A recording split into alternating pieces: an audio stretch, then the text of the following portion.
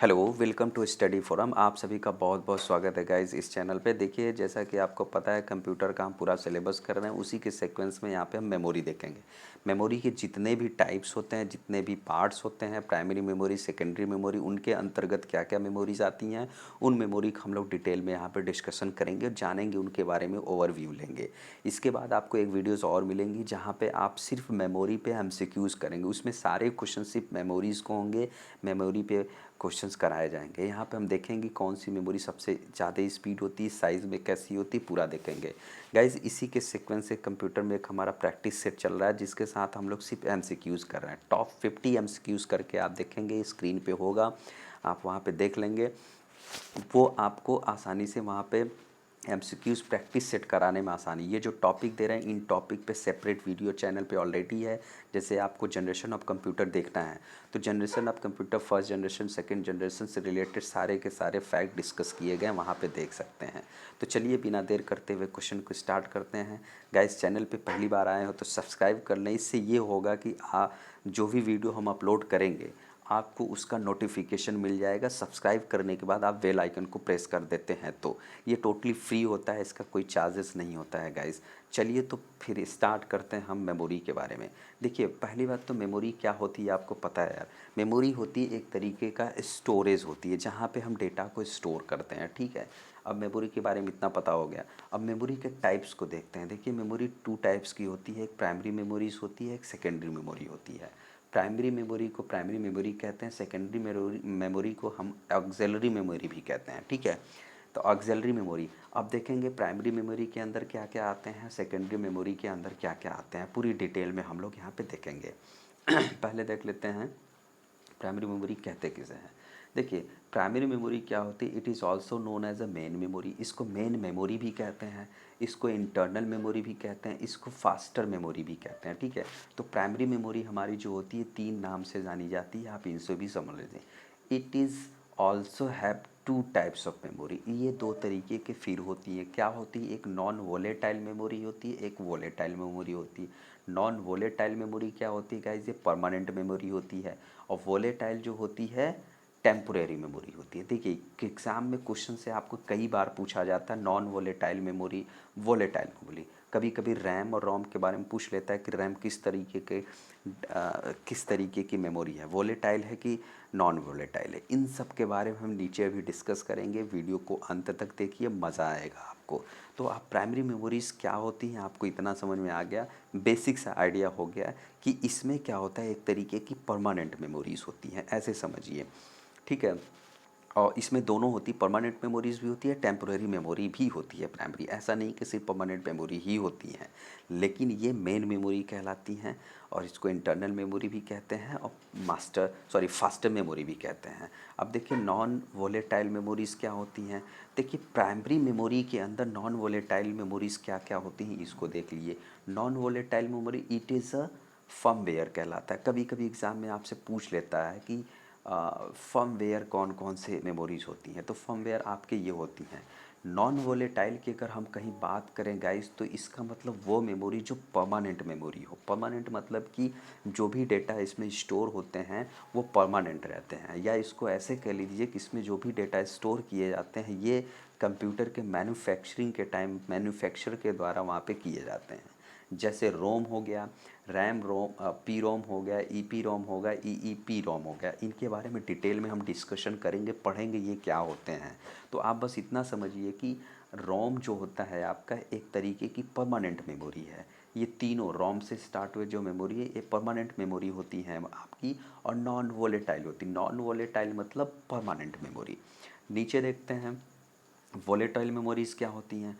आपकी volatile memories जो होती हैं वो रैम होती हैं। रैम वोलेटाइल मेमोरी, रैम मतलब कि वोलेटाइल की मतलब होती है परमानेंट न रह कर कि टेम्पोररी मेमोरी होती है। टेम्पोररी मतलब होती है कि इसमें मैन्युफैक्चर के द्वारा डेटा स्टोर नहीं, कोई भी इंफॉर्मेशन स्टोर नहीं की जाती है। यहाँ पे क्या होता है कि आपका डेटा आप कंप्यूटर ऑन करते हैं, ऑफ़ करते हैं, जब काम कर रहे होते हैं तब तक इसमें आपका कोई भी इंफॉर्मेशन रहती है या डेटा रहता है। जैसे आप सिस्टम को ऑफ़ करते हैं, यहाँ से डेटा ऑटोमेटिकली हट जाता है, ठीक है।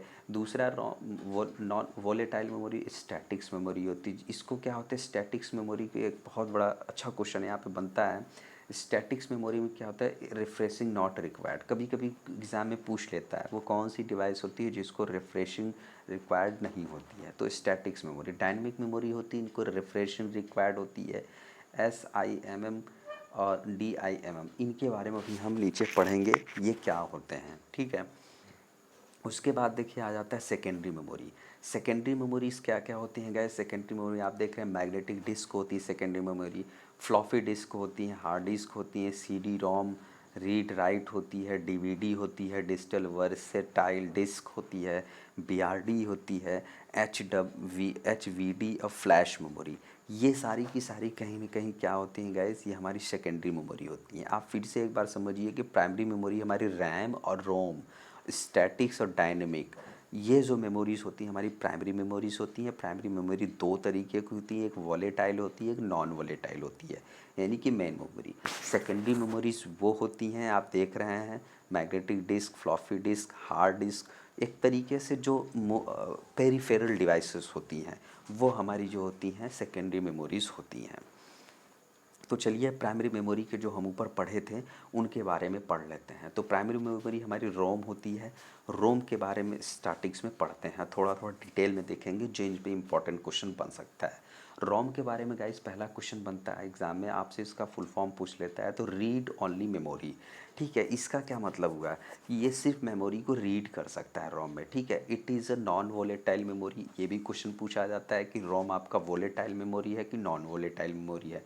तो नॉन वोलेटाइल मेमोरी है। अब नॉन वोलेटाइल मेमोरी गाइस हमने पढ़ा था वो होते हैं जो परमानेंट मेमोरी होती हैं।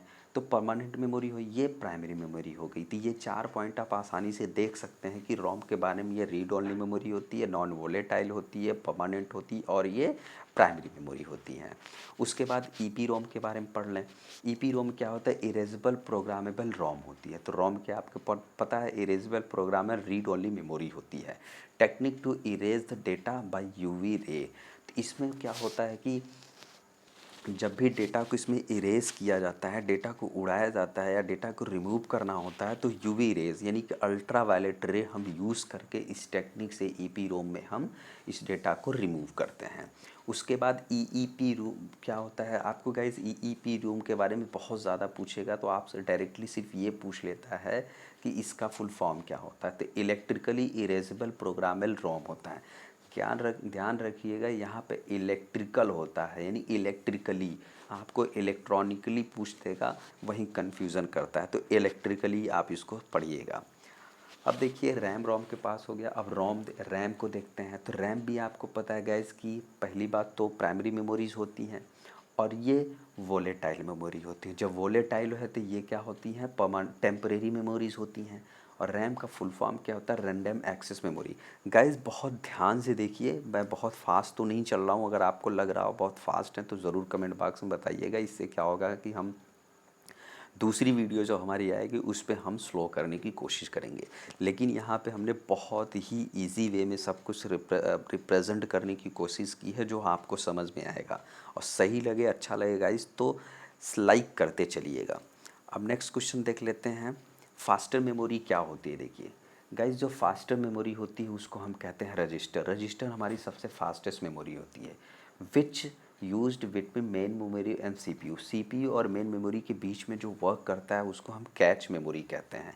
ये कुछ पॉइंट्स हैं, इनको देखिए। उसके बाद सेकेंडरी मेमोरी हमने ऊपर देखा है, जो हार्ड डिस्क देखा है, ब्लूरे डिस्क देखा है, DVD हार्ड डिस्क, इनके बारे में डिटेल में देखेंगे। ये क्वेश्चन जो भी पॉइंट लिखे हैं बहुत important. Cache memory is also known as a buffer memory. तो कैच मेमोरी के जो गाइस कहा जाता है, कभी कभी कहा जाता है बफर मेमोरी, आपके एग्जाम में पूछ लेता है। Memory which is programme during the manufacturing time. अभी हम क्वेश्चन ऊपर कर रहे थे यही कि मैन्युफैक्चरिंग के समय जो मेमोरी प्रोग्राम की जाती है उसको हम कहते हैं रोम, रीड ओनली मेमोरी कहा जाता है। The instruction of BIOS store in देखिए इंस्ट्रक्शन ऑफ बायोस जो होती है, बेसिक इनपुट आउटपुट सिस्टम इसको कहते हैं, वो स्टोर होता है रोम में। यानी कि क्या कहते हैं, बेसिक इंस्ट्रक्शन ऑफ बायोस।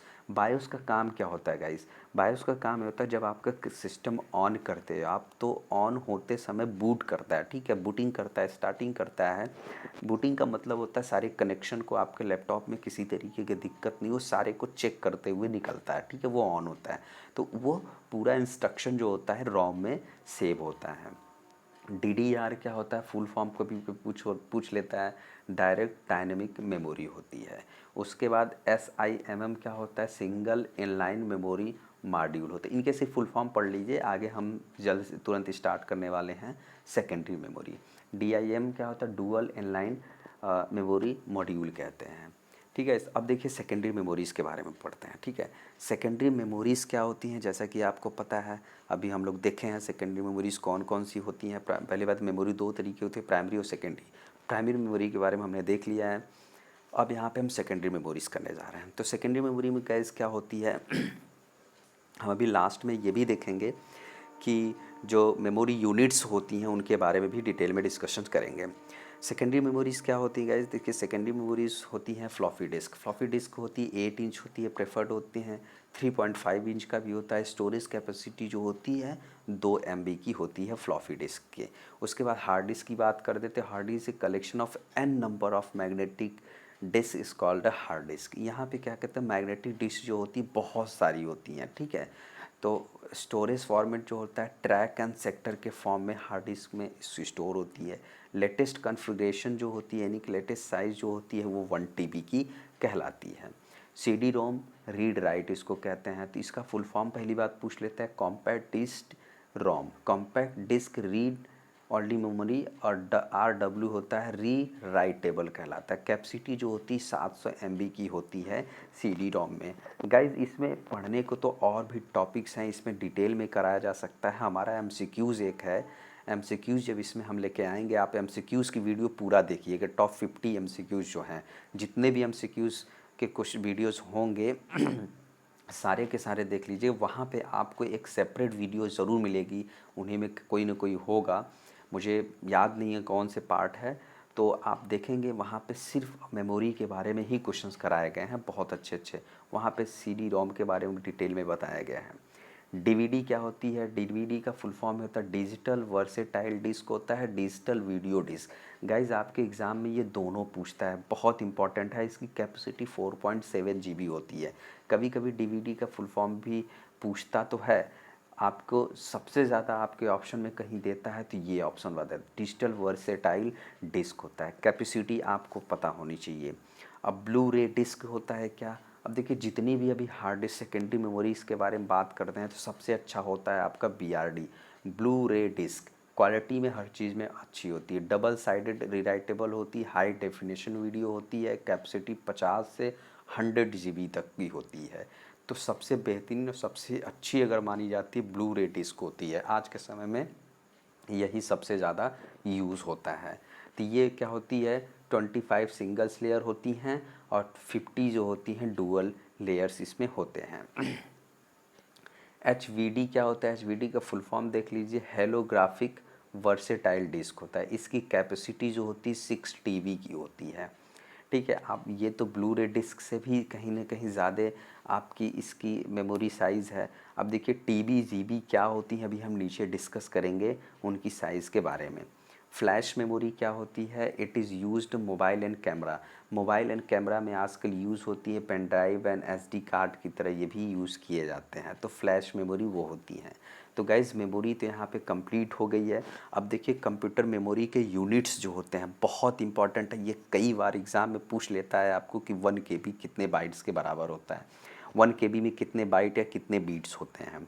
तो गाइज़ चलिए इसमें स्टार्ट करते हैं मेमोरी यूनिट और डिस्क्रिप्शन। लास्ट में हम देखेंगे कि मेमोरी की साइज़ जो होती है, उनकी स्पीड कैसे होती है, वो थोड़ा सा डिस्कस कर लेंगे। आपका ये चैप्टर कंप्लीट हो जाएगा।